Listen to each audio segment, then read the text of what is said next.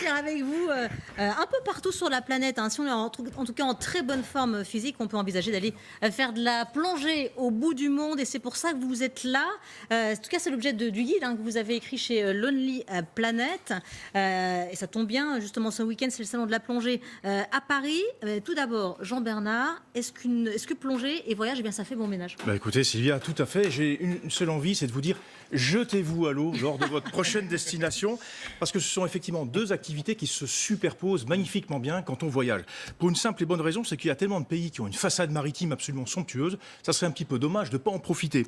Alors, quel est l'intérêt de l'activité en tant que telle? Sous l'eau, vous allez découvrir un paysage totalement différent, avec une faune exceptionnelle. C'est comme si vous faisiez un safari finalement. Ce que vous allez faire sur Terre, vous allez le faire sous l'eau. Vous allez voir toute une faune absolument diversifiée, des requins, des raies mantas, toute une faune bariolée. Et c'est donc le principal attrait de l'activité.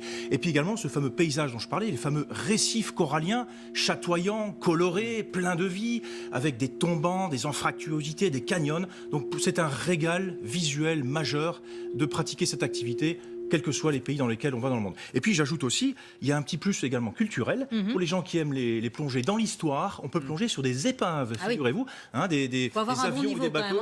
Il y en a qui ne sont pas forcément très profondes. Donc la plongée sur épave, c'est une activité en tant que telle. Il y a vraiment des passionnés pour ça et c'est une vraie plongée dans un contexte historique. Est-ce qu'il y a besoin d'un petit niveau tout de même pour se lancer? Alors évidemment, la plongée ne s'improvise pas, ça c'est sûr.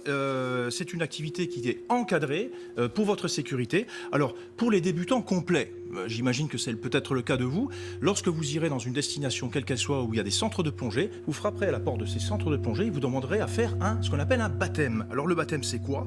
C'est une balade sous-marine toute simple qui dure environ 30 minutes, accompagnée bien sûr par un moniteur de plongée. C'est sur un site très sécurisant, pas profond, 4 ou 5 mètres d'eau, dans un endroit où il n'y a pas de courant, pas de vagues, c'est vraiment très cool, très safe. Le moniteur à terre vous explique un petit peu le matériel, comment il faut respirer, quelques règles de sécurité, le signe ça va, le signe ça va pas. Ça dure pas longtemps, c'est un petit briefing et ensuite on s'immerge et on fait cette balade de 20-30 minutes sous l'eau et on en prend plein la vue. Je précise que le moniteur vous tient bien par la main. Oui. Quoi que ce soit, sécurisé. c'est totalement sécurisé. Si à la fin du baptême on est mordu par l'activité, ce qui est la plupart du cas, vous allez pouvoir faire ce qu'on appelle une formation niveau 1 et cette formation là, ça dure quelques heures, qu'on peut rétablir sur quelques jours. Donc pendant votre séjour plongé sur votre destination, vous pourrez combiner les deux et à la fin vous délivrer une attestation de niveau qui sera valable dans tous les pays du monde, exactement comme un permis de conduire. Alors justement, où faut-il aller, Jean-Bernard, pour trouver les plus beaux fonds? Vous savez, dans le guide que vous avez évoqué, à Lonely Planet, on a recensé presque une centaine de destinations. Alors, je vous ai fait un tout petit panel, un petit peu par région. Côté Caraïbes, je propose la Guadeloupe. C'est l'un de mes coups de cœur, la Guadeloupe, Cyril. Les fonds marins, c'est un vrai festival de couleurs. Et pour les petits niveaux, par exemple pour vous, je vous conseille la zone de Bouillante, ce qu'on appelle la réserve Cousteau, les îles à Pigeons. C'est vraiment un lieu idéal pour se lancer. Imaginez une grande piscine turquoise, il y a des tortues, il y a des éponges barriques. Dans 4-5 mètres d'eau, vous en prenez plein la vue. Donc, côté Caraïbes, il y a plein de destinations, mais la Guadeloupe ressort, à mon avis, en particulier. Bien sûr, à tout seigneur, tout honneur, la mer Rouge. Sauf que la mer Rouge, effectivement, avec les problèmes un petit peu géopolitiques qui touchent cette région, c'est un petit peu compliqué. Encore que les gîtes restent tout à fait praticables côté plongée. Il y a beaucoup de croisières plongées cette fois-ci qui sont organisées pour accéder aux récifs qui sont un petit peu plus loin de la côte. Il y a bien sûr Aqaba en Jordanie et puis Djibouti dont on a parlé récemment, qui est également une très belle destination plongée. Alors on peut continuer côté Pacifique. Cette fois-ci, on va beaucoup plus loin. Là, bien sûr, c'est la Polynésie, ma destination fétiche, mon coup de cœur. Oui, vous y allez 3 fois par an. J'y vais, pas tout à fait, mais presque. Là, pour plonger dans le bleu, c'est la destination inégalable. C'est total, c'est absolu. Pour moi, la Polynésie est à la plongée, ce que le Népal est à la randonnée, par exemple. Voilà, c'est vraiment ça. On y vient surtout pour la faune.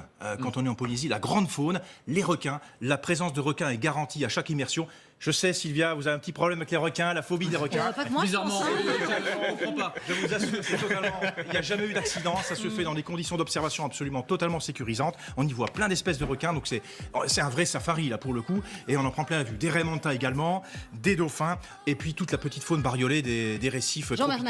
C'est un aquarium sous-marin. Le temps presse. Justement, quelques petites contradictions et après on sera obligé de rendre l'antenne. Contradictions, il y en a peu. Il faut simplement être d'une santé normale, pas avoir de problèmes cardiovasculaires évidemment. Et puis sur le plan de ORL, otorhinolaryngologie, il faut être juste avoir un état de santé tout à fait normal. Donc il y a très peu de contre-indications. Et je précise, les enfants, à partir de 8 ans, peuvent se mettre à la plongée.